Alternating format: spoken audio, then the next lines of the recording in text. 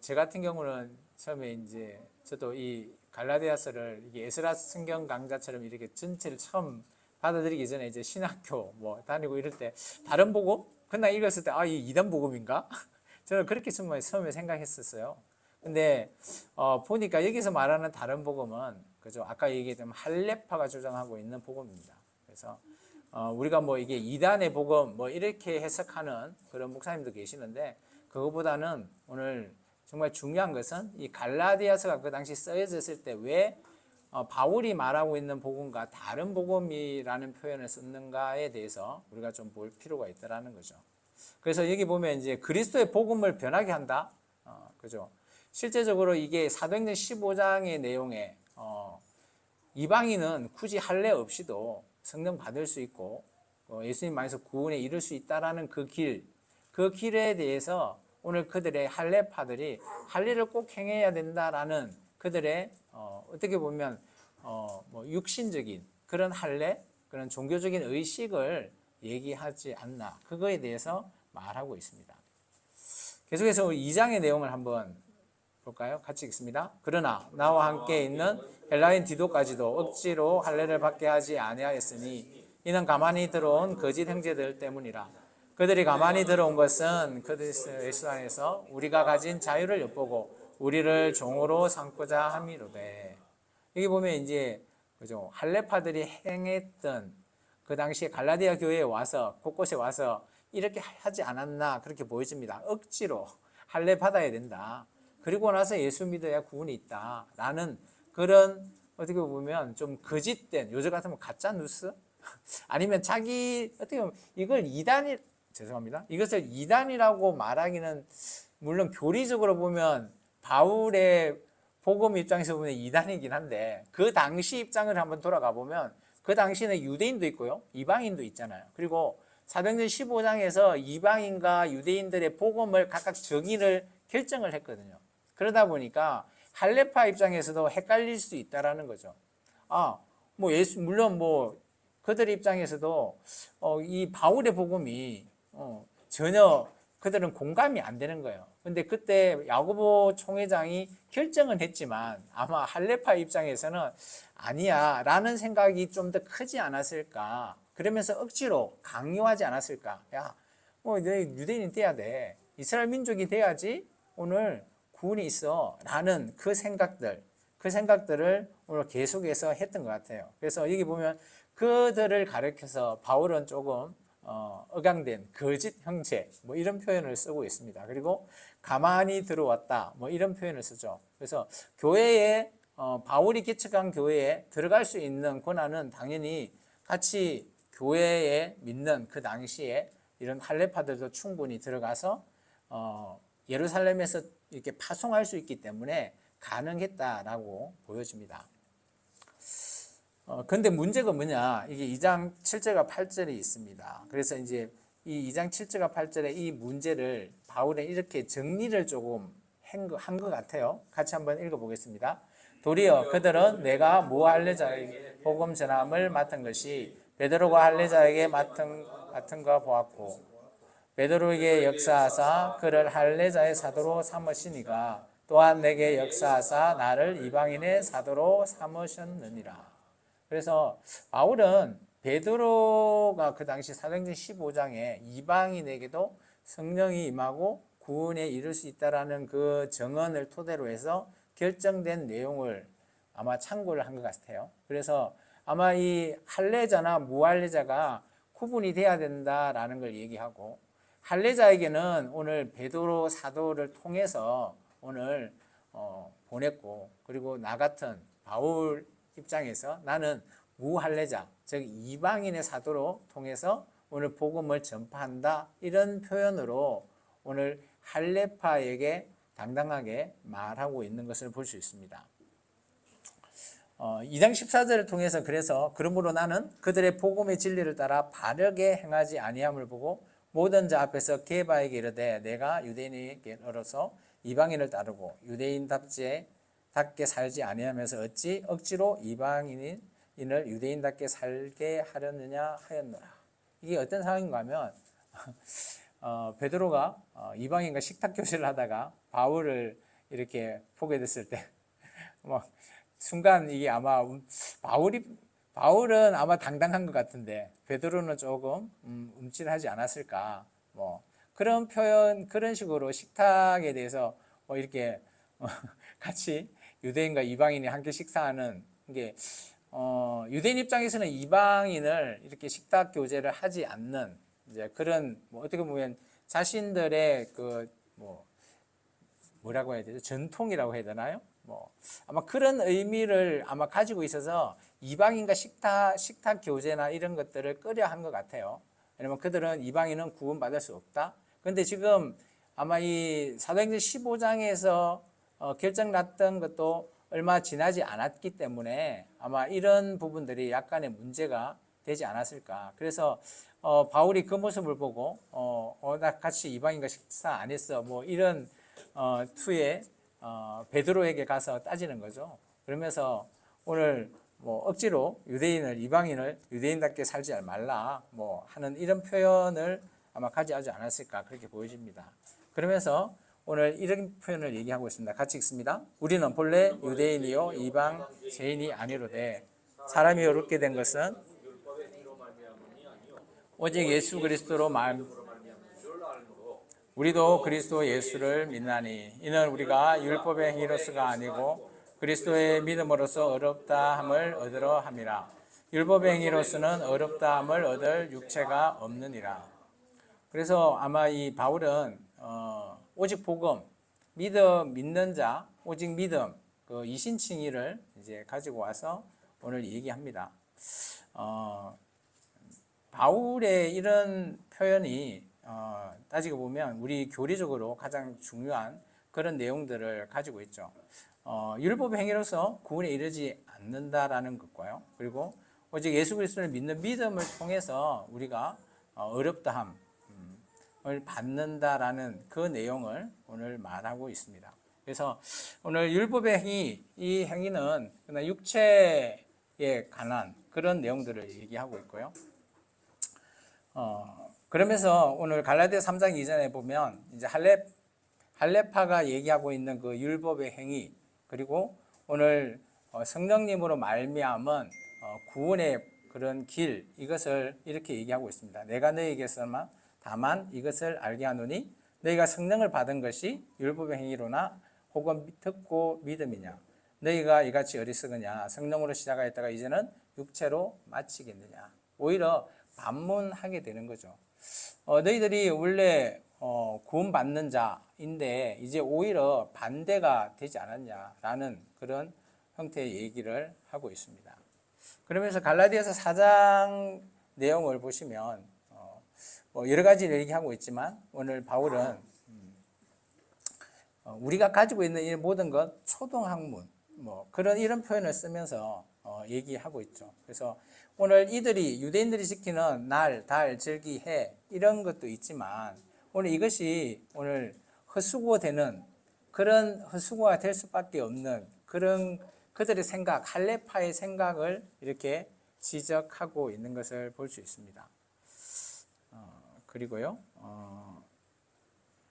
잠시만요. 그러면서 이제 바울이 할례파에게 이렇게 말하고 있습니다. 같이 한번 읽을까요? 형제들아, 내가 지금까지 할례를 전한다면 어찌하여 지금까지 박해를 받으리요? 그리하였으면 십자가의 걸림돌이 제거되었으리니 너희를 어지럽게 하는 자들은 스스로 베어버리기를 원하노라. 그래서 이 할례라는 것에 대해서 바울은 조금 할례파를 향해서 좀 격분된 그런 표현으로 쓰여지고 있는 것을 우리가 좀 볼 수 있습니다. 그러면서 바울은 내 손으로 너에게 이렇게 큰 글자로 쓴 것을 보라 하면서 오늘 이 갈라디아서에 아마 바울이 서신서에 자기 그 사인을 아마 크게 한 것 같아요. 그러면서 육체의 모양을 내려 하는 자들이 억지로 너에게 할례를 받게 한다. 이런 것들에 대한 경고성 멘트를 날리고요. 그래서 할례를 받은 그들이라도 받은 자, 이게 실제 이제 이방인이었지만 할례를 받았다면 이제 스스로 율법을 지켜야 된다라는 겁니다. 너희가 할례를 받게 하라는 것, 그건 너희가 육체 자랑하는 거 아니다. 뭐 그런 표현으로 이제 할례 받은 사람은 할례 받은 대로 율법 잘 지키고 오늘 또한 육체를 자랑하는 게 아니라 할례가 중요한 게 아니라 믿음에서 서야 되고 반대로 이방인에게는 오직 할례가 아니더라도 오늘 충분히 믿음으로 오늘 어렵게 된다라는 것을 말하고 있습니다. 그리고 마지막에 이제 이렇게 얘기합니다. 같이 한번 읽어볼까요? 할례나 무할례가 아무것도 아니로되 오직 새로 지으심을 받은 것만 중요하니라. 무릇 이 규례를 행하는 자에게와 하나님의 이스라엘에게 평강과 긍휼이 있을지어다. 그래서 아마 바울은 이 할례에 대해서 약간의 할례의 파에 대해서 이렇게 반대는 하고 있지만 또 이 뒤에 얘기를 좀 하는 거 보면 중요한 내용들에 대해서 또 이스라엘에 대해 자기 바울 자체도 유대인이고 또 할례를 받은 자기 때문에 또 자기 동족이기 때문에 그거에 대해서 너무 처음에 격앙되게 이렇게 했지만 마지막에 마무리하면서는 그래도 조금 약간의 뭐라고 해야 될까요? 조금 이렇게 편안하게 조금 얘기하면서 내 얘기 알아들었지? 라는 그런 식으로 조금의 위로를 던져주지 않았을까 그런 표현을 좀 보고 있습니다.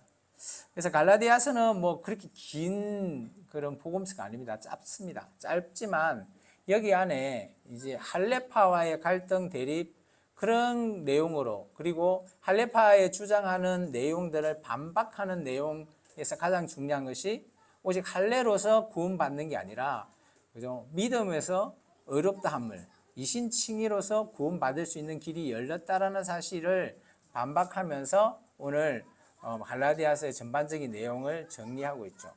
그러면서 이제 우리가 가장 잘 알고 있는 아까 오전에 우리 황 박사님이 얘기했지만 그죠? 성령의 9가지 열매도 갈라디아서 5장에 들어가 있죠. 그래서 성령이 따르는 그 삶, 이제 이건 이제 어떻게 보면 적용편이죠. 그래서 우리가 할례 받지 않더라도 믿음으로서 구원받을 수 있는 받은 우리가 앞으로 나아가야 할 길이 성령의 9가지 열매의 삶을 따라 성령님의 삶을 따라 살아가라 라는 의미가 크게 담겨져 있는 것이 바로 갈라디아서로 보여집니다. 그래서 갈라디아서 내용을 제가 이 본문을 통해서 이렇게 정리를 저는 처음 한번 해봤는데요. 그래서 이 할례파의 주장이랑 바울의 반박 뭐 이런 내용들을 조금 보면 좀 더 쉽게 갈라디아서를 볼 수 있지 않을까 그렇게 여겨집니다. 여기는 이제 바울의 고향이 다소라고 하는 그 지역에 있는 내용, 남갈라디아서고요. 그리고 아까 이거는 1차 전도 여행 때 갔던 비시디아 안디옥의 내용입니다. 그리고 여기가 돌 맞았던 루스드라 쪽이죠. 계속해서 두 번째 성경인 고린도전서로 가겠습니다. 제가 좀 빠른가요? 근데 좀 빨리 가야지 오늘 성경 4권을 다 살필 수 있을 것 같습니다. 고린도전서 같은 경우도 지금 오늘 제가 하고 있는 성경은 대부분 문제가 되거나 아니면 교정이 필요하거나 아니면 교리적인 부분이 포함되어 있기 때문에 조금 지금 식사도 오늘 비빔밥 맛있는데 아마 조실 거라 생각합니다. 그래서 제가 굳이 조시는 분 째려보지 않습니다. 왜냐? 이 부분 참 많이 좀 딱딱하고 재미없는 부분에 성경 부분들이기 때문에 또 그렇긴 합니다. 고린도전서 같은 경우는 뭐 크게 보면 한 11가지 정도의 문제, 그거에 대해서 교정이 적혀 있는 그런 서신서고요. 문제가 많은 이런 교회도 하나님이 예수님이 사랑하신다 그런 내용들로 이 고린도전서의 전반적인 내용을 좀 살폈으면 좋을 듯 합니다. 고린도전서가 보내진 이유를 조금 우리가 좀 봐야 돼요. 우리 5장 9절에 가보시면 한번 읽어볼까요? 같이 읽습니다. 내가 너에게 쓴 편지에 음행하는 자들을 사귀지 말라 하였거니와. 지금 고린도전서를 쓰고 있는데 일전에 한 번 더 썼던 내용이 있는 것 같아요. 그게 음행에 대한, 지금 5장은 음행을 행하고 있는 아버지의 그 하여튼 뭐 애인인가요? 애인이 그 아들이 그 애인을 또 하여튼 뭐 그런 내용들인 것 같아요. 그러면서 쫓아내라 말하라 이런 문제였던 것 같은데 이게 고린도 지역에는 비일비재했던 것 같아요. 그래서 일전에 아마 이 고린도 전서를 쓰기 전부터 이 문제가 있어서 한번 보냈던 것 같아요. 그렇기 때문에 아마 이런 고린도 전전서 뭐 표현하자면 이거는 뭐 제가 표현한 건 아니고 에스라 성경강좌에서 이런 표현을 쓰는 것 같아요. 그래서 이런 전전서를 보내지 않았나 뭐 이런 내용들이 있고요. 두 번째는 이제 실제 성도들이 우리도 마찬가지 교회 생활을 하다 보면 문제되는 게 있어요. 여러 가지 많은 문제들이 있고 우리가 궁금한 질문들도 많이 있잖아요. 물론 교리적인 질문 이런 것도 성경적인 질문도 있지만 우리의 삶하고도 연관이 되는 것도 있다는 거죠. 그런 문제가 뭔가 하면 실제 뭐 결혼 문제나 뭐 이런 문제들이 있는 거예요. 그래서 7장 1절에 같이 한번 읽어볼까요? 너희가 썸 문제에 대하여 말하면 남자가 여자를 가까이 함이 좋으나 라는 것이 있죠. 이게 이제 뭐 결혼을 지금 해야 돼요, 말아야 돼요. 이런 여자들이 물어본 것 같아요. 근데 아마 이때 고린도 때의 바울의 생각은 그런 것 같아요. 뭐 결혼을 하고 싶으면 해라. 그렇지 않으면 주님이 이제 우리가 데살로니가 전후서를 통해서 본 바 강림하시기가 얼마 안 있으니까 내 때 할 테니까 기다려라 라는 게 고린도 이 전서에 나오는 그 문제의 바울의 답변이었어요. 한국교회 많은 교회의 그 여성 성도님들이 이 젊은 여성분들이 이 얘기를 듣고 결혼하지 못해가지고 뭐 나중에 우리 김명준 목사님한테 따졌다라고 하시는 그런 분도 계셨다고 하는데 참 좀 우프죠. 그게 왜냐하면 고린도전서만 보면 맞거든요. 그 답변이. 근데 그 이후에 뭐 에피골몬을 좀 읽어야지 그 뒤에 읽었으면 그런 문제가 없었을 건데 라는 그런 뭐 좀 웃지 못하는 그런 답변을 우리 김명준 목사님이 하셨다라고 제가 들었습니다. 그래서 이 교회의 이런 삶에 있는 문제 같은 경우는 정말 중요하다라는 것들을 다시 한번 저도 느껴요. 그래서 저희 성도들도 뭐 삶에 있어서 이거 어떻게 해요? 물어봤을 때 이게 성경적이냐 아니냐 이거 결정하는 거 저도 쉽지 않더라고요. 성경은 이거 지금 하면 안 된다라고 적혀 있는데 그렇다고 우리가 늘 하고 있는 것을 하지 말라? 일단 말은 해요. 성경은 이렇게 돼 있습니다. 저 같은 경우 그래요. 성경이 이렇게 돼 있는데 뭐 결정은 뭐 집사님이 하시죠.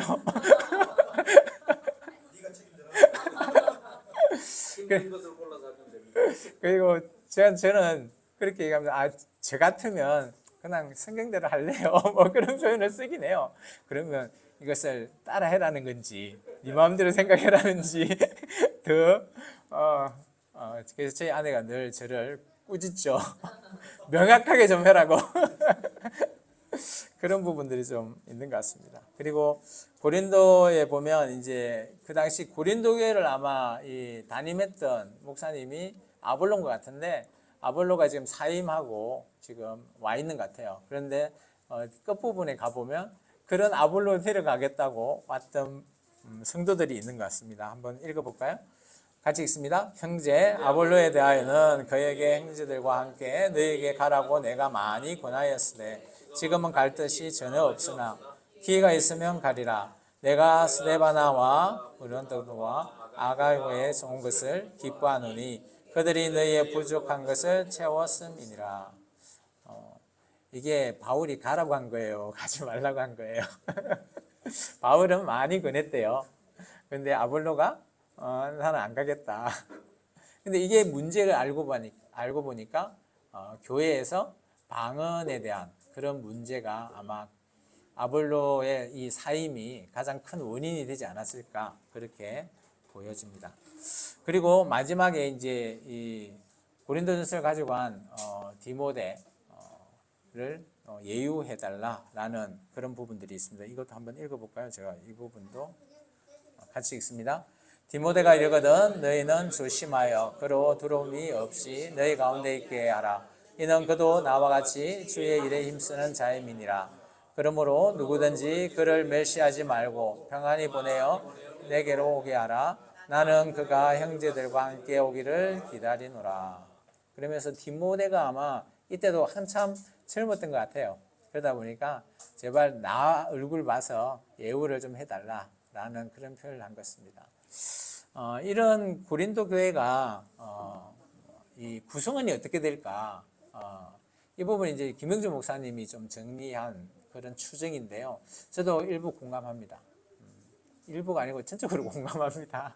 제가 고린도 지역을 가보지 않아서. 그리고 그 시대상을 생각해 보면 충분히 이런 부분이 나오는 것 같아요. 첫 번째는 아마 유대인들이 있을 것 같습니다. 그 교회, 고린도 교회에 아마 일부 주축이었던 유대인들이 있을 것 같고요.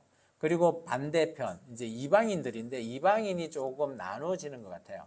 그리고 그 당시에 보면 이제 헬라인 중에서도 이 고린도 지역이 물류나 이런 쪽에서 뭐 최고의 그 당시에 가장 활발했던 그런 무역이나 상업 뭐 이런 것들이 뛰어난, 그러다 보니까 배를 가지고 있었던 게 어떻게 보면 좀 갑부들, 여기 표현은 선주와 상류층 정도, 그런 헬라인들이 아마 고린도 교회의 또 일부 교인들 같고요.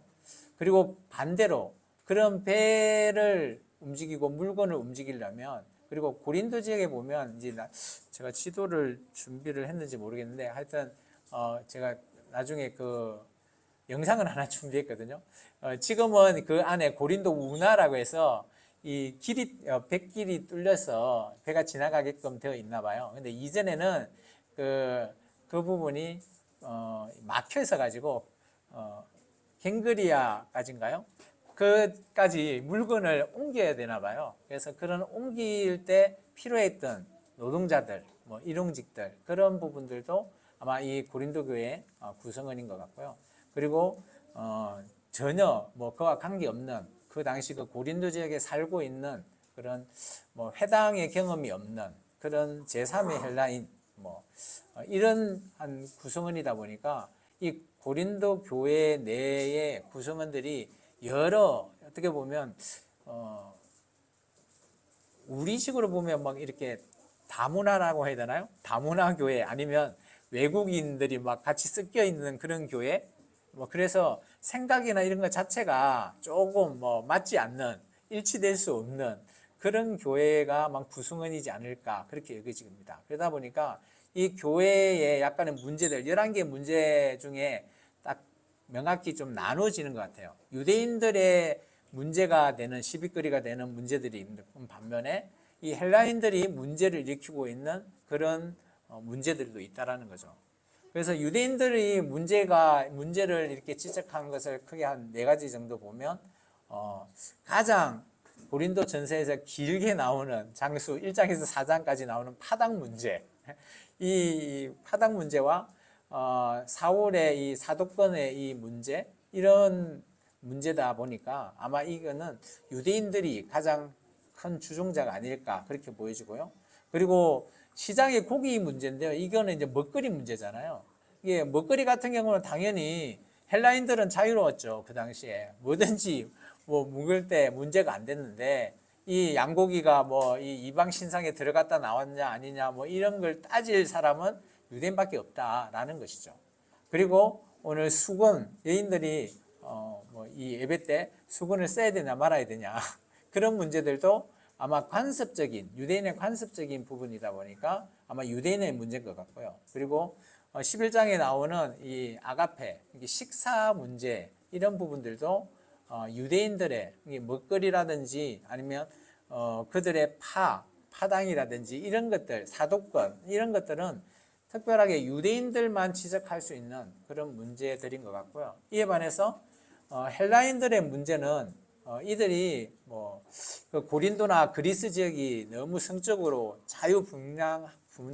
이게 분방하다 보니까 아마 그런 문제들이 좀 많이 일어난 것 같아요. 그래서 5장에는 음행 사건들의 문제, 그리고 여기 이제 배마라고 해서 이 부분은 이제 서로 간에 문제가 있으면 요즘 우리 이제 재판을 위해서 소송하고 이러잖아요. 여기는 이제 배마라고 하는 이 곳에서 그냥 문제 있으면 무조건 누구나 뭐 얼마인가요? 얼마 주면 누가 이렇게 시시비를 이렇게 갈아주는 것 같아요.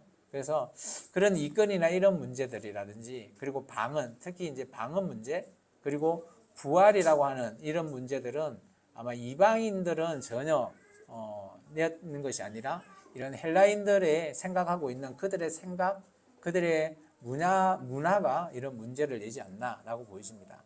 11가지 문제를 한번 보면 1장에서 4장까지는 당파의 문제부터 시작해서 페루나, 그리고 이권, 여러 가지 이렇게 11가지나 되는 것 같습니다. 이 해운교회 우리 사모님 앞에 계시는데 해운교회는 몇 가지 문제점을 가지고 계십니까? 없습니까? 이건 그래요? 목사님한테 물어봐야 돼. 사모님은 몰라. 한 가지밖에 없습니다. 예? 한 가지밖에 없어요. 뭐요? 목사님. 목사님. 질문하지 마세요. 저희 교회도 몇 명 안 되지만 저희 교회도 은근히 문제가 조금씩 있습니다. 제가 드러내진 않지만 하여튼 이게 문제라고 제가 보기에는 문제인 것 같아요. 제가 보기에는 정말 제가 보기에는 저렇게 하면 안 되는데 조금 더 해야 되는데 하는데 안 하고 계시면 제가 좀 답답한 것 같아요. 물론 이제 이렇게 크게 대놓고 밖에 문제점으로 대놓는 건 아닌 것 같은데, 그래도 은근히 사람들이 모이는 곳이라 약간의 이런 은근히 문제들이 시시비가 조금 가려지지 않나, 그런 거 좀 보여지는 것 같습니다. 그래서 1장에서 4장의 가장 큰 문제 부분은 아까 파당 문제 이런 거와 마찬가지, 바울을 통한 바울 진짜 사도 맞냐라는 문제라는 거죠. 그래서 바울이 사도 맞는가, 이게 자기 혼자 주장하는 거 아니냐.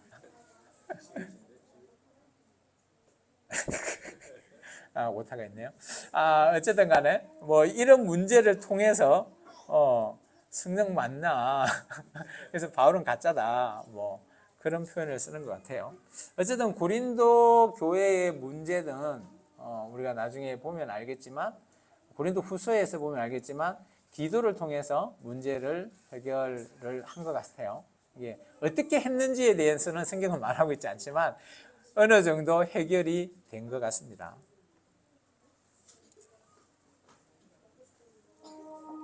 여기가 고대 고린도의 유적이라고 합니다. 여기 광명교회 영상인데요.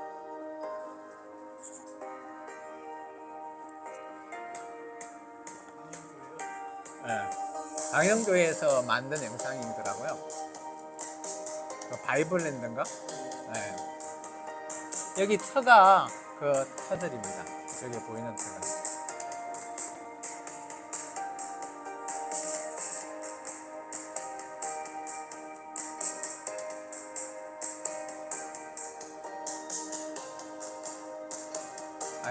저는 이쪽을 가본 적이 안 있어서 제가 뭐라 말은 못하겠고 영상만 보여드리겠습니다. 예? 여기가 셀수스, 여기 신전, 아폴로 신전이네요. 저 위가 아데미, 밑에 아폴로 신전.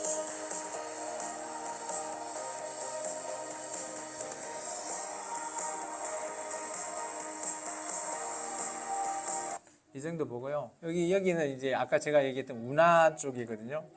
지금 이렇게 가면 이렇게 배가 지나갈 수 있다고 합니다. 근데 예전에는 이쪽이 이제 막혔죠. 막혀 있어서 이게 끝에서 여기 끝까지 물건을 나를 수밖에 없는. 그래도 이쪽 지역이 보면 저 밑으로 이렇게 돌아가면 엄청 이렇게 암초나 이런 것들이 많아가지고 이 고린도만 이쪽 지역을 많이 무역 쪽으로 사용했다고 합니다. 계속해서 고린도 후서 보도록 하겠습니다.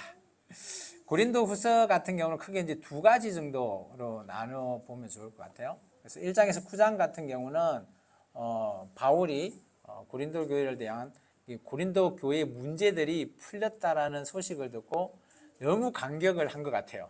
그러다 보니까 바울 입장에서 위로가 되고 또 은혜가 되는 그런 내용인 것 같아요. 그래서 그런 부분을 다시 한 번 더 디도를 통해서 고린도 교회에 보내주는 그런 내용으로 구성되어 있고요.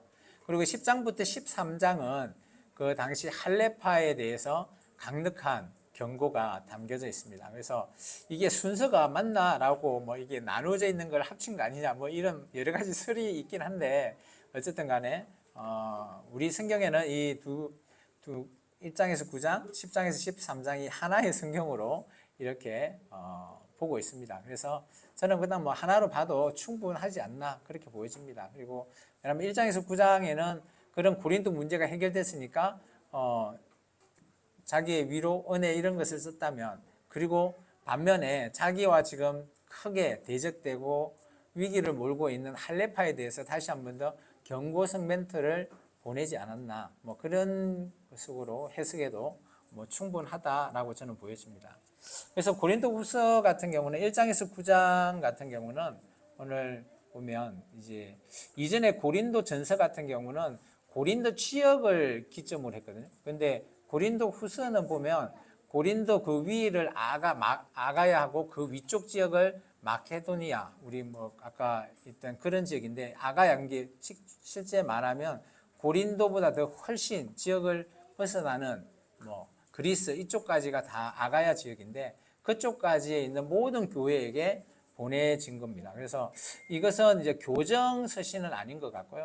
아마 이런 부분으로 보여진 것 같고, 그리고 실제 이제 징계받은 사람들에 대해서 이제 고린도 지역의 교회가 문제가 해결되다 보니까 바울의 표현을 이렇게 쓰고 있습니다. 이제 여기 2장부터 해서 7장까지 이 부분이 이제 김병재 목사님의 참 잘 쓴 뭐 3000% 바울이 3000% 빠졌다라는 그런 내용인데요. 그 부분은 제가 김병재 목사님 PPT를 제가 좀 참고해서 가지고 왔어요.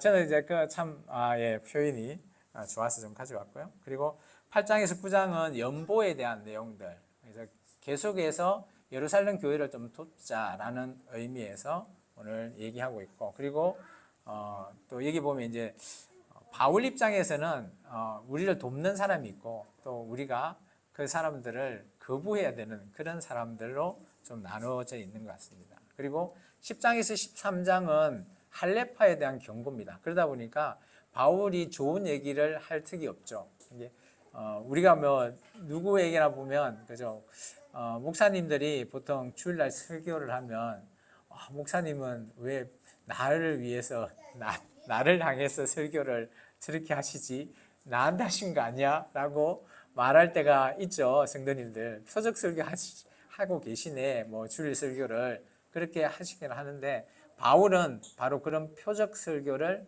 할레파에게 하신 겁니다. 근데 여러분의 담임 목사님들은 절대 여러분에게 표적 설교하지 않습니다. 저도 안 해요. 그런데 제가 막 설교를 하고 나서 돌아서면 왠지 찔리는 성도님들이 있으면 와서 목사님 제 얘기 아니에요? 그런 얘기를 하더라고요. 그분이 은혜 받고 찔린 거지 제가 그분을 염두에 두는 건 전혀 없었거든요. 근데 바울은 염두에 두고 쓴 것이 바로 이 고린도후서 10장부터의 내용이고요. 그리고 뭐 기타 디도를 통해서 다시 한 번 더 해결할 수 있게끔, 그리고 바울도 다시 고린도 교회를 방문하겠다라고 하면서 그때는 용서하지 않겠다 뭐 하면서 이런 후서를 통해서 쓰고 있습니다.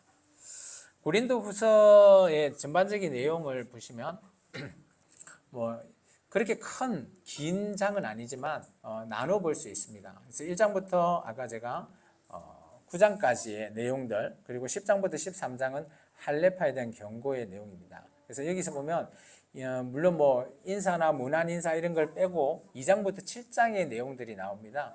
여기가 이제 김병주 목사님이 그 참빛교회에서 이 고린도후서 이 부분을 집중해서 그때 주일 설교를 열심히 하셨다라고 하면서 정리하셨다라고 하더라고요. 그래서 저도 이제 그 설교를 좀 저도 나름 들어봤거든요. 그래서 여기 이제 바울이 한번 봐볼까요? 우리 고린도후서 2장 한번 가볼까요? 왜냐하면 바울이 저 마케도니아 지역으로 가고 있는데 드로아에서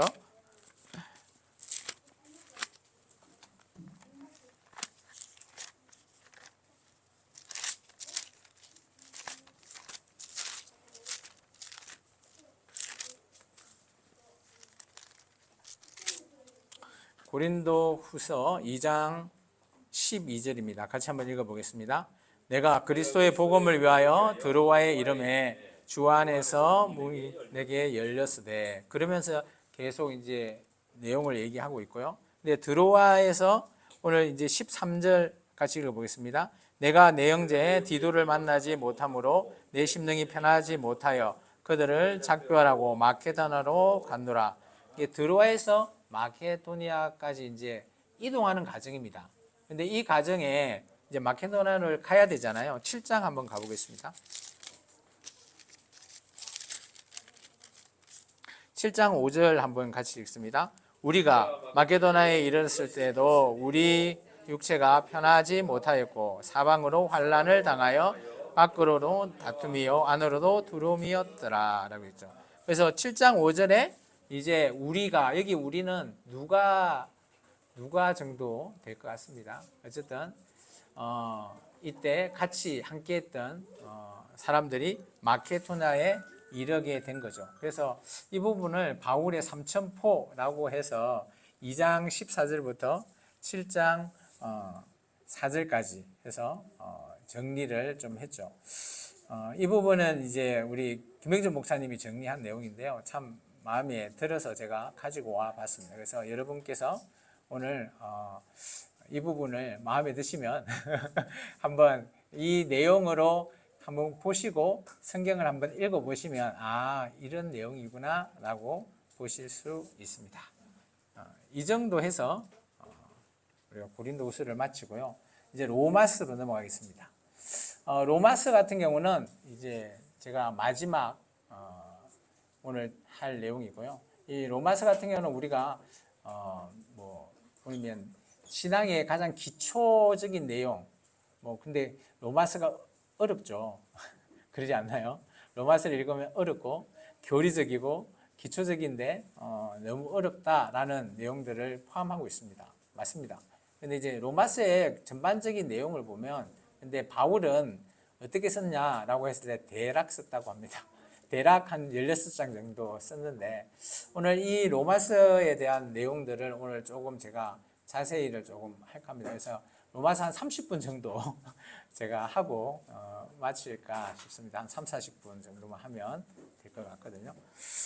예수님이 교회에서 배우라 하신 복음과 동력을 건면하는 편지고요.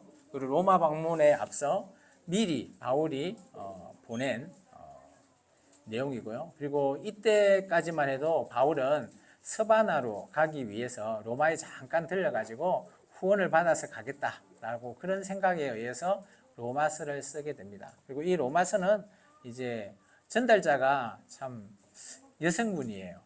그리고 베베라고 하는 여성분인데, 이 당시에 이제 바울의 편지를 가지고 가면 물론 바울이 이렇게 썼지만 그 내용에 대해서 전반적으로 다 알고 있어야 되고, 그 내용에 대해서 질문이 들어올 때 답변을 다 해야 되는 그런 부분이에요. 그래서 보통은 이제 이 이후에 바울의 서신을 가지고 가신 분을 보면 두기고나 이런 분들이 보통 많이 가지고 가서 그런 답변이나 이런 것들을 한 것 같은데, 오늘 이 로마서는 특별하게 여성분인 캥그리아에 계시는 베베를 통해서 보내게 됩니다.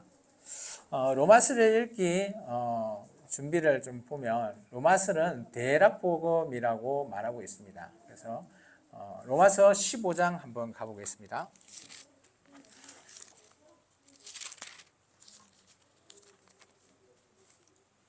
로마서 15장 14절에서 16절까지 한번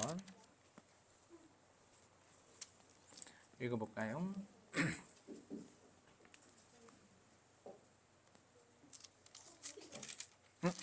잠시만요.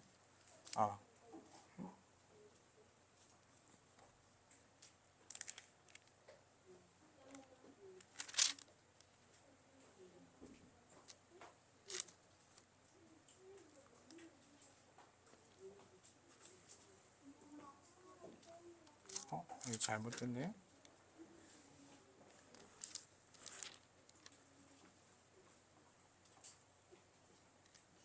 같이 한번 14절 15절 14절 15절이네요.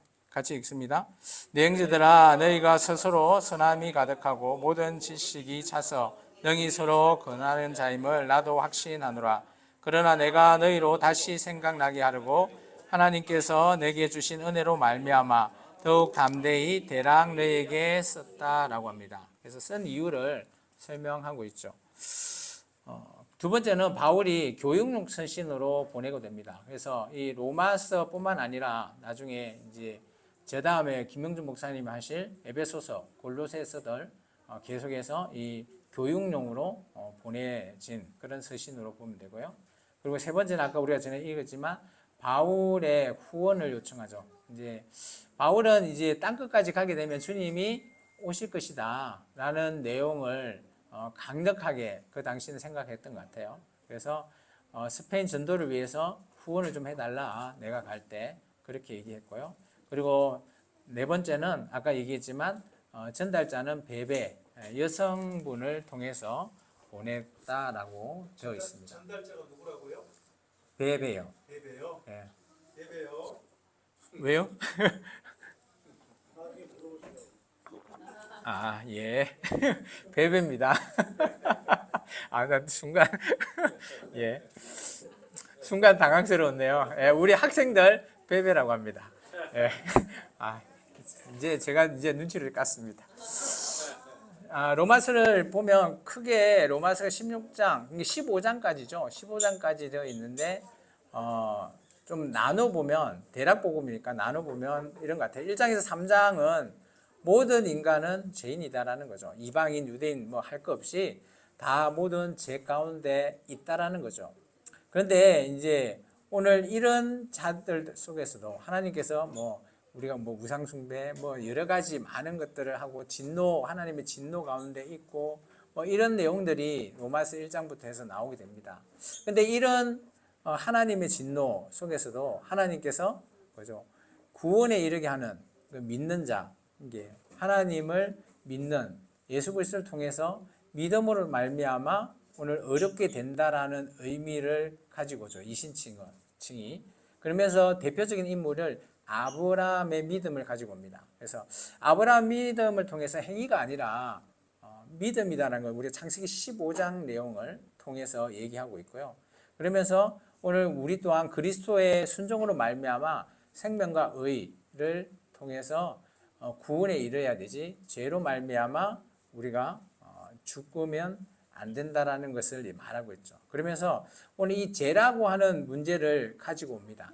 그래서 믿음, 죄, 그리고 이 죄의 문제는 우리가 해결할 수가 없다라는 거죠. 인간이 어떠한 것으로도 해결할 수 없기 때문에 오늘 성령으로 통해서 오늘 이 죄에 대해서 자유할 수 있다라는 그런 내용들을 포함하고 있고요. 그리고 9장에서 11장에는 이스라엘과 그런 구원의 계획이 하나님께서 그래도 이스라엘 민족을 통해서 이스라엘이 지금 넘어지고 구원에서 불순종으로 되어 있지만 그래도 하나님의 이 계획은 계속해서 가지고 계시고 섭리로, 그리고 이스라엘의 회복이 언젠가는 될 거라는 것을 얘기하고 있습니다. 그래서 한 11장까지는 어떻게 보면 바울의 이론적인 교리의 이론적인 편이라면 12장부터는 그렇다면 우리가 어떻게 살아가야 되냐라는 것들이 12장부터 15장의 내용을 얘기하고 있습니다. 키워드로 이 내용을 좀 보면 아까 제가 뭐 크게 한 4가지, 5가지로 나눴는데요. 한 4가지 정도만 우리가 조금 크게 4가지 정도만 기억하고 있으면 로마서의 대략적인 구성의 이런 순서나 이런 것들을 조금 이해할 수 있습니다. 1장에서 3장은 아까 얘기했지만 죄와 진노죠. 모든 인류가 죄 아래에서 당연히 있는 겁니다. 그래서 하나님의 진노가 당연히 임한다라는 겁니다. 그래서 하나님께서 뭐 유기로서 내버려 두기도 하고 뭐 여러 가지 너 그래 잘하는지 해봐라고 하면서 진노 가운데 있다라는 것을 얘기하고 있죠. 이제 그런 상황에 있는 모든 인간에게 하나님께서 오늘 믿음을 통해서 오늘 구원의 길을 열어주셨다라는 것이 바로 이신칭입니다. 그 대표적인 인물이 바로 아브라함이죠. 그리고 세 번째, 이런 우리가 믿음 가운데 있지만 우리는 넘어질 수밖에 없다라는 거예요. 그것이 바로 죄라고 하는 것입니다. 이 죄라는 것을 통해서 물론 예수 그리스도께서 이 땅에 있는 모든 죄에 대해서 십자가에서 죽으시면서 승리하셨죠. 그러면서 예수님 다음 우리 성령님을 통해서 우리에게 보내주신 그 성령, 우리 오전 시간에 잘 들으셨죠. 우리 황 박사님이 얘기하셨던 그런 내용을 통해서 오늘 성령으로 우리가 새 생명을 얻을 수 있는 겁니다. 이게 성령 안에서 죄와 사망의 법을 벗어나서 자유와 생명을 누릴 수 있는, 그래서 여기 나중에 보면 6장 7장에 보면 죄하고의 관계를 계속 얘기하고 있습니다. 혼인 관계로도 비유하고 있고요. 죄의 사망의 몸 뭐 이런 표현도 하고 있습니다. 사망의 몸 같은 경우는 그죠? 죽은 사람과 산 사람을 묶어 놓는 로마 시대의 형벌이라고 해요. 처음에는 안 죽겠죠. 시체하고 산 사람을 묶어 놓으면 어때요? 처음엔 당연히 안 죽겠죠. 근데 점점점 가면서 물론 뭐 우리가 뭐 위생적이나 이런 의료적으로는 뭐 세포에 감염되어서 죽지 않나 뭐 이렇게 하지만 어쨌든 그런 문제가 아니라 그런 표현으로 죄는 우리를 그죠? 우리가 살아갈 수 혼자 이 죄 문제를 해결할 수 없게끔 우리를 잠식시켜 버린다는 거죠. 죄는. 그런데 이 문제를 해결할 수 있는 분이 오직 성령님이라는 겁니다. 이제 그 문제를 바울이 가지고 오는 거죠. 그래서 성령으로 말미암아 우리가 새로운 생명으로 날 수 있다라는 것을 말하고 있고요. 그리고 하나님께서 구원이라고 하는 문제는 하나님의 주권이시라는 거죠. 그리고 회복되는 것 또한 마찬가지라는 거죠. 그래서 이스라엘이 지금은 넘어져 있는 거예요. 그래서 이방인까지 구원의 문제가 지금 열려져 있는 이런 전반적인 관계의 내용을 바울이 1장부터 15장까지 쭉 이어서서 지금 얘기하고 있습니다. 그래서 11장까지 이 이론편을 얘기하고 있고, 그러면 이런 우리가 어떻게 하면 살아갈 수 있는지 12장부터 15장까지가 실천을 어떻게 하라라는 것으로 말하고 있습니다.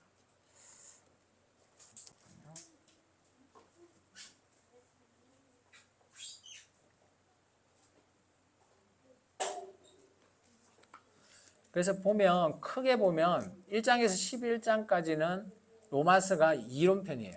그리고 12장에서 6장은 이제 인사말이긴 한데 그냥 합쳐서 그냥 실천편 이렇게 보면 좋을 것 같습니다. 그래서 이론편은 뭐냐라고 하면 제가 방금 얘기했던 그죠? 첫 번째 죄라고 하는 우리 모두가 다 죄인이다. 그리고 그 죄를 우리가 믿음으로써 오늘 구원에 이르게 할 수 있다라는 것을 얘기하고 있고요. 그런데 이 죄라는 것의 문제는 성령님으로 말미암아 우리가 자유할 수 있고요. 그리고 이런 모든 것들은 하나님의 지금 계획 속에서 지금 이루어지고 진행되고 있다라는 것이 로마서 1장에서 11장에 대한 내용이에요. 그래서 죄, 믿음, 성령, 계획 정도로 보시면 로마서 1장에서 11장을 읽을 때 조금 전반적으로 이해가 되실 거고요. 12장부터 16장은 우리의 삶입니다. 그러면 그리스도인으로서 우리가 어떻게 살아가야 되냐? 뭐 12장 1절 같은 경우는 산제사의 제물의 삶으로 우리가 드려야 된다. 뭐 계속해서 우리가 사명으로 오늘 살아가야 되는 내용들을 설명하고 있는 것이 오늘 로마서 하반에 있는 내용들입니다. 그리고 실제 이제 마지막에 인사말과 결론으로 후원을 한 번 더 요청하고 있는 것이 16장의 내용입니다. 로마서는 조금 다시 한번 이제 좀 상세하게 한번 보면요. 조금 제가 대략적으로 아까 좀 봤거든요. 상세적으로 보면 1장 내용들을 보면 인간은 모든 죄 아래에 있다라는 것이죠. 근데 하나님을 알면서도 인간이 우상 숭배를 하고 타락하더라는 거죠. 바울이 보기에. 그러면서 오늘 이런 속에서 오늘 하나님께서 근데 이 복음이라는 것, 예수님을 알고 이런 복음 믿는 자에게 하나님께서 구원이라는 것을 오늘 허락을 하셨는데 모든 사람이 그냥 죄 안에서 하나님의 진노가 임하고 있지만 그냥 자기 나름대로 자기 옳은 대로 살아간다라는 거죠. 그래서 하나님께서 1장에 보면 내버려 두신다 뭐 그런 표현도 있긴 합니다. 그런 인간에게 내버려 둘 때도 있는 거예요. 그런데 그런 인간들이 하고 있는 이런 행위를 보니까 2장에 보니까 그들이 나름대로 종교 행위를 하는 겁니다. 그런데 그것이 헛되고 그리고 그들이 행한 대로 하나님 우리가 역사서나 이런 걸 구약을 봐왔을 때 망하더라는 거죠. 예. 근데 그들이 보면 유대인들은 율법을 뭐 자기들은 잘 지킨다라고 얘기하면서 이렇게 해야지 구원이 있다라고 말하고 있죠. 그런데 외적으로는 뭐 그들이 할례도 받고 하나님의 율법도 잘 지키고 뭐 그런 행위도 하고 하지만 오늘 그들의 이 율법은 바울 입장에서는 그죠 정죄받을 수밖에 없다는 거죠. 오히려 우리 안에 있는 양심이 우리를 깨운다라는 얘기를 하고 있습니다. 그러면서 우리가 외적인 그들이 말하는 할례가 중요한 게 아니라 마음의 할례를 행하라 그런 표현을 이 장에서 하고 있습니다. 그래서 이런 종교의 행식보다는 정말 행한 대로 우리가 제대로 믿음으로 할례를 통해서 하나님 앞에 나가야 된다는 것을 말하고 있죠. 그러면서 3장에는 유대인과 이방인 모두가 죄인인데 그들 속에서도 오직 믿는 예수님을 믿는 믿음 안에서 우리가 어렵게 된다라는 것을 얘기하고 있죠. 그래서 3장은 믿음으로 어렵게 되는 우리가 모두 다 죄인이지만 원래 그렇지만 하나님께서 오늘 율법으로는 우리가 죄를 짓기 전에는 죄를 짓고 있는지도 몰랐지만 율법을 통해서 이게 죄구나 라는 것을 깨닫게 해준다라는 거예요. 근데 이게 오늘 우리를 구원에 이르게는 하지 못한다라는 것이 3장의 주요 핵심 내용입니다. 그래서 오직 믿음으로 우리가 어렵게 돼야 된다라는 거죠. 그래서 믿지 않으면 우리가 구원에 이를 수 있는 길이 없다라는 것을 말하고 있습니다. 그러면서 대표적인 예를 가지고 온 것이 4장의 아브라함이죠. 그래서 이 아브라함을 통해서 그죠? 믿음으로 어렵게 받는 것 이것이 어떻게 보면 율법이 생기기 전에 창세기의 내용이니까요. 아예 레위기 율법이 생기기도 전에 아브라함에게 오늘 어렵게 됨을 받는 창세기 15장의 내용들을 얘기하고 있습니다. 그래서 아브라함은 행위가 아닌 오직 믿음으로 어렵게 받은 대상자가 아니냐라는 거죠. 그래서 바울이 지금 현재 우리의 그 이 할례 행위나 그런 것들 외적인 행위 중요하지 않다는 거예요. 그래서 할례자, 무할례자 이런 표현들을 쓰고 있습니다. 그러면서 믿음이라는 것은 모든 사람한테 다 열려 있다라는 거예요. 그래서 어떻게 보면 유대인은 자신들만 구원에 있고 자신들 끝으로 구원을 생각하고 있는 거죠. 율법의 행위를 통해서. 근데 그렇지 않다라는 거죠. 오직 믿음으로 말미암아 구원의 길이 열려 있다라는 사실을 말하고 있는 겁니다. 5장에 가면 이제 두 아담이라고 하는 그런 내용들을 포함하고 있습니다. 그래서 첫 번째 아담, 우리가 말한 그 에덴 동산에 있던 그 첫 아담, 그 아담은 자기의 죄로 말미암아 사망했다라는 거죠. 그런데 두 번째 아담은 누굽니까? 바로 예수 그리스도입니다. 예수 그리스도를 통해서 오히려 그 우리의 죄가 이제 생명으로 바뀐다라는 내용을 5장이 말하고 있죠. 그래서 그리스도 안에 있는 우리의 믿음이 화목, 은혜, 평강을 가져올 수 있다라는 것을 얘기합니다. 그러면 우리가 이제 죄 가운데 있는데 어떻게 해야 되냐라고 했을 때 그리스도와 연합해야 된다라는 것을 6장에서 말하고 있죠. 죄에 대해서는 뭐 당연히 우리의 죄에 대해서 우리의 죄를 예수님과 연합하지 않으면 우리가 이 죄에 대해서 우리가 어떻게 할 수가 없는 겁니다. 그래서 죄에 대해서는 죽고 의에 대해서는 살기 위해서는 오직 지금 우리가 교회에서 행하고 있는 그죠? 뭐 할례를 바울은 또 세례라는 표현으로 또 바꿔서 얘기를 하기도 합니다. 그래서 이 세례를 통해서 그리스도와 함께 죽고 산다 그런 표현도 쓰기도 하죠. 그래서 세례라고 하는 이게 할례파가 얘기하는 그 할례를 우리는 이제 또 세례라는 또 단어를 가지고 와서 6장에서 얘기하고 있습니다. 그리고 7장에 가보시면 율법 자체는 원래 율법은 하나님께서 준 그 모세한테 준 그 율법 있잖아요. 그 율법은 선한 겁니다. 원래 그 자체가. 그래서 우리가 죄를 우리가 알 수 있게끔 가르쳐 주는 것이라는 거죠. 근데 이 죄라는 것을 우리가 벗어날 수 없는 것이 가장 큰 문제라는 것이 7장에서 얘기하는 거예요. 그래서 율법을 통해서 이제 죄를 알았는데 이 죄 문제를 내가 해결하고 싶어. 근데 해결이 안 되는 거죠. 뭐 어떻게 하면 되겠냐라는 것이 7장에 대한 문제였다면 그래서 8장에 오늘 해답을 내어놓죠. 오늘 성령 안에서 자유할 수 있다는 겁니다. 그래서 성령 안에서 죄와 사망의 법에서 우리가 자유를 얻고 하나님의 자녀, 진정한 자녀가 될 수 있다는 것을 8장에 얘기하고 있죠. 그래서 하나님의 사랑을 끊을 수 없는, 오직 성령 하나님으로 함께 하자라는 것을 8장에서 얘기하고 있고요. 그리고 구원이라고 하는 문제에 대해서는 바울은 그것은 오직 하나님의 전적인 주권이다. 하나님의 주권적인 선택이 구원이지 우리가 이렇게 하니까 하나님이 구원해 주실 거야 이거 아니라는 거죠. 내가 믿으니까 어려움을 이제 받았으니까 구원이 있는 거 아니야? 이거 아니라는 것을 말하고 있는 것이 바로 9장입니다. 그래서 9장에는 하나님의 구원의 선택은 전적으로 하나님의 주권에 달려 있고 하나님의 긍휼에 달려 있는 거예요. 그래서 9장에 보면 그러면 우리가 어떻게 해야 돼요? 그러면 하나님 앞에 긍휼을 여김을 받게끔 하나님 앞에 하나님 긍휼을 여김게 해주세요. 그래서 예수님께서 그 산상수훈 때 팔복 안에 보면 긍휼히 여기는 자는 긍휼함을 받을 것이요 라는 내용이 나오잖아요. 그 긍휼을 얘기하는 겁니다. 그리고 그러면 믿음을 다시 돌이켜 보면 그러면 이제 정리가 됐잖아요. 믿어야지 죄의 문제도 해결되고 오늘 성령님으로 말미암아 구원에 이를 수 있는데, 그러면 이 믿음은 어떻게 우리가 받을 수 있냐? 내가 지금 믿습니다 한다고 이게 과연 나의 진정한 믿음인가? 라는 의문이 들 수가 있다는 거죠. 그래서 오늘 10장에 가보면 근데 이런 표현이 있어요. 우리가 잘 아는 표현이죠. 누구든지 주의 이름을 부르면 구원을 받으리라. 그죠? 마음으로 믿고 입으로 시인하면 구원에 이른다. 많이 듣지 않았어요? 목사님들이 늘 설교에 18번 네파툴인데 믿음에 저도 엄청 많이 듣고 또 엄청 많이 합니다. 그 내용이 바로 10장에 나옵니다.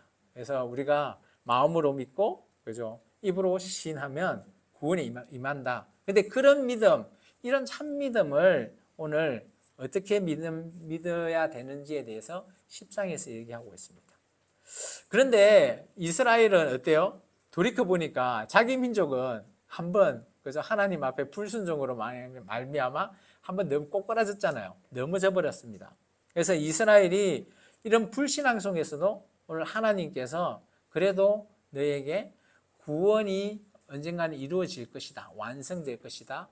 회복될 것이다 라는 것을 말하고 있습니다. 그것이 바로 구원의 완성을 말하고 있죠. 이게 이스라엘이라고 하는 것이 어떻게 보면 넘어지지 않았다면 지금 우리 이방인에게 구원의 길이 열리지 않았을 거다라는 것이 오늘 바울의 생각이고요. 그로 말미암아 이제 구원이 이방인까지 이렇게 넓혀져 있고 결국은 이제 마지막에 이스라엘도 회복되고 구원될 것이 계획이다라는 거죠. 그래서 이제 이 부분은 저는 이제 요한계시록 뒤에 가보면 이스라엘의 그 14만 4천 나오고 이방인의 구원의 수가 차고 그리고 이스라엘 그 12정인 사건 있잖아요. 뭐 그런 내용으로 이스라엘 회복을 얘기하잖아요. 아마 그런 거와 많이 닮아 있지 않은가 그런 생각도 좀 들기도 합니다. 그리고 이제 실천편을 한번 가보면 우리가 그러면 어떻게 구원을 이제 받았다라고 하면 예수님을 제대로 믿고 있다라고 하는 자는 그러면 어떻게 우리가 살아가야 되는지를 보여주고 있습니다. 12장에 가보면 12장 1절 우리 한번 읽어볼까요? 우리가 잘 아는 내용이잖아요. 12장 1절을 읽겠습니다. 그러므로 형제들아 내가 하나님의 모든 자비하심으로 너희를 권하노니 너희의 몸을 하나님이 기뻐하시는 거룩한 산제물로 드리라. 이는 너희가 드릴 영적 예배니라. 오늘 1절에 오늘 이렇게 하는 것이 우리가 실천하는 가장 먼저라는 거예요. 그러면 우리가 예수 그리스도로서 믿는 자로서 가장 먼저 해야 될 것이 1절의 내용입니다. 우리의 몸을 하나님께 산제물로 드리는 것. 그 이후에 이제 서로 사랑하고 그런 것들이 계속해서 예수님과 같이 함께하는 그런 부분들이 섬기고 이런 것이 우리의 영적 예배다라는 것을 말하고 있고요. 그리고 이제 13장에 가보면 우리가 실제 살고 있는 우리 삶 속에서 그러면 지금 우리가 대한민국으로 살고 있잖아요. 대한민국에 있는데 지금 우리가 예수님을 믿고 있지만 이 대한민국의 헌법도 지금 지키고 있잖아요. 그죠? 같이 융합을 어떻게 해야 되냐라는 것을 13장에서 말하고 있어요. 13장에 보면 한번 볼까요? 13장 1절 한번 읽어봅시다. 읽습니다. 각 사람은 위에 있는 권세들에게 복종하라. 권세는 하나님으로부터 나지 않음이 없나니 모든 권세는 다 하나님께서 정하신 바라. 여기 위에 있는 권세가 누구예요? 이게 물론 뭐 이 당시에는 아마 로마의 고위층이지 않겠나, 황제 뭐 이렇게 보여지고요. 우리한테 적용 한번 해봅시다. 위에 있는 권세가 누굽니까? 대통령 뭐 이런 사람들 아니에요? 지도자. 예? 국민이니까 민주공화국 국민. 그러면 우리네요? 우리가 위에 있는 권세입니까? 그런가요? 그런데 지금 위에서 누리고 있는 사람이 누구죠? 어쨌든 우리의 사회적인 윤리에 근데 놀라운 것은 바울이 이 권세에 복종해랍니다. 그래서 복종하는 것이 하나님부터 나지 않는 것이 없다. 이거 해석하는 데 있어서 좀 시시비비가 있을 수도 있지만 바울은 그렇게 생각한 것 같아요. 일단 우리가 삶에 있어서 권세에게 복종하고 그리고 난 이후에 우리가 오늘 사랑으로 오늘 우리가 지켜야 될 이 율법을 완성하라라는 그런 내용으로 좀 읽으면 좀 더 우리 삶에 적용받을 수 있을까요? 이 부분 해석이 조금 난해하긴 합니다. 그리고 14장에는 우리가 신앙의 양심에 따라서 그래서 우리 공동체에 있는 이 형제들을 판단하지 말라는 거죠. 이 해운교회는 뒤에 목사님 계시네. 목사님 해운교회가 몇 번 정도 예배 드리십니까? 한 30명 되신가요? 예. 이 공동체는 뭐 아까 우리 사모님 얘기로는 아무 문제가 없다는데 맞으시죠? 뭐야 얘기가 달라지네. 제가 한 의도는 그게 아닌데. 오늘 물론 공동체 내에 문제가 없을 수는 없죠. 그 보면 누구는 뛰어나고 누구는 연약하고 그럴 수밖에 없다라고 저도 생각합니다. 그래서 이 14장이 그런 것 같아요. 우리의 초점을 어디에 맞춰야 되나 그거죠. 그래서 이 14장은 같은 형제인데 좀 힘들고 연약하고 좀 없고 그런 사람 위주로 좀 초점을 맞춰라라는 겁니다. 왜냐하면 조금 힘세고 강한 자들 입장으로 가면 그들이 따라오지 못하는 거죠. 그렇기 때문에 좀 연약한 자를 세우고 또 그들의 형제 의견이 다르더라도 대판 싸우지 말고 의견을 존중하고 다름을 존중해 달라. 형제의 판단도 내 판단과 다르다고 너무 정치권처럼 싸우지 말라. 그런 얘기를 14장에 하고 있습니다. 그리고 15장에는 보면 그죠?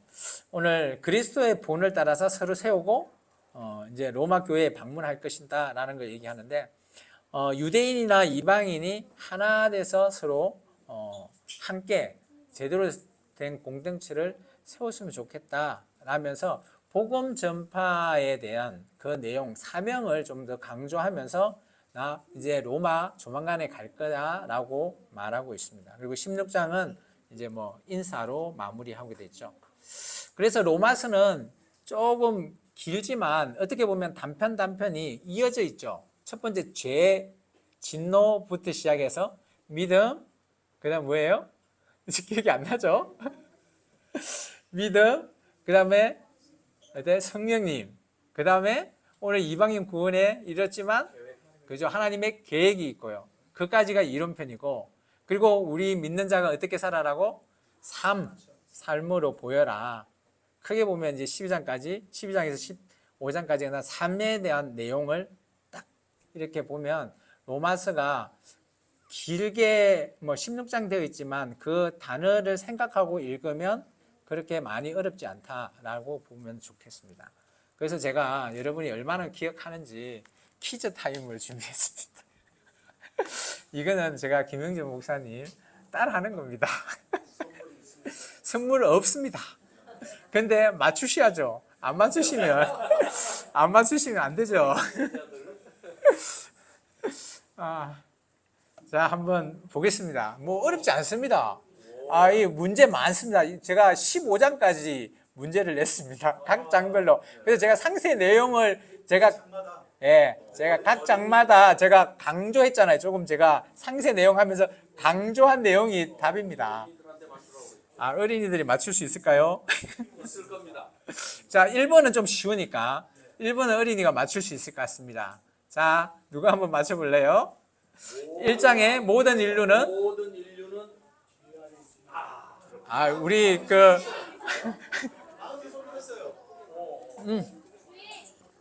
손 들고 맞춰야지. 맞추러 가자. 없어요. 선물이 없어요. 미안해요. 미안해요.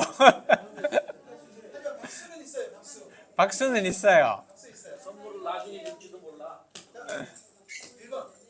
모든 인류는 죄 아래 있으며 하나님의 진노를 피할 수 없다고. 박수. 오. 자, 2번 알 수 있겠습니까? 2번. 네, 2번. 2번. 누가 그래? 손 들고. 머리 벗겨진다 안 보고. 사람은 껍데기를 보지 않고. 손드는 분이 없으니까 같이 한번 할까요? 시작. 외모가 아닌 마음을 보시는 하나님 앞에 유대인도 어렵다함을 얻지 못한다고 말합니다. 네. 똑같다고요? 자, 3번요. 3번 알겠습니까? 같이 갈까요? 모든 사람은 죄인이며 오직 믿음으로. 문제 좀 쉽나요? 4번 가겠습니다. 4장에서는 아까 제가 늘 강조했죠. 아브라함은 믿음으로 어렵다 받았. 이는 모두 믿는 자의 모범이 된다고 말했습니다. 자, 5장요.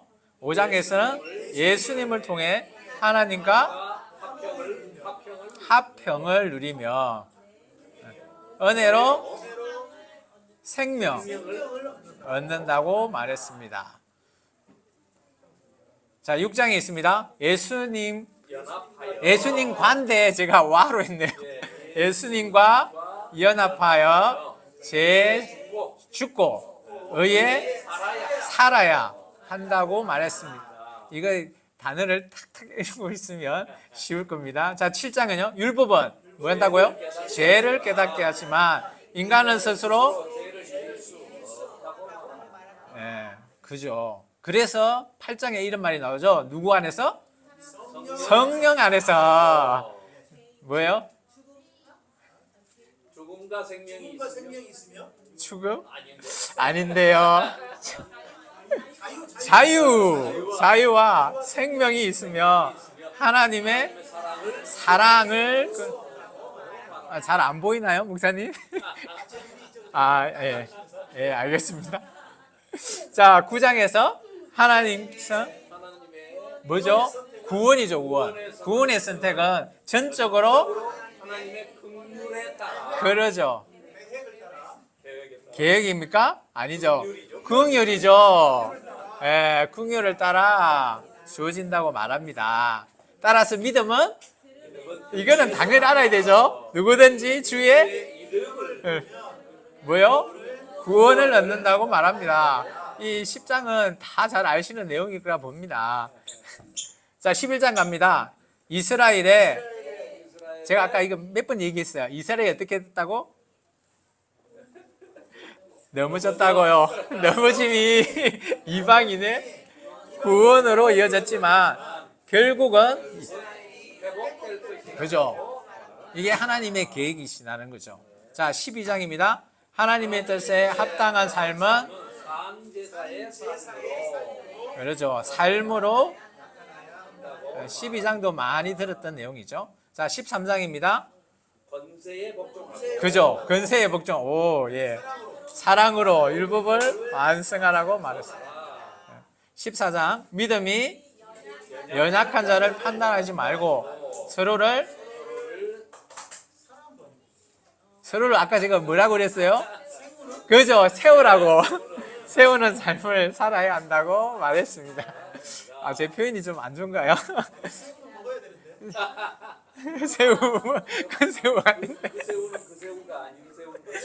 자, 15장입니다. 복음은 모든 민족에게 그죠? 민족에게 전해져야 되고 성도 간에 뭐 해야 됩니까? 연합이죠. 연합과 사귐이 중요하고 섬김 섬김이 중요하다고 말합니다. 자, 로마서 어떻습니까? 대략 복음 쉽습니까? 예, 감사합니다. 예, 여기까지입니다.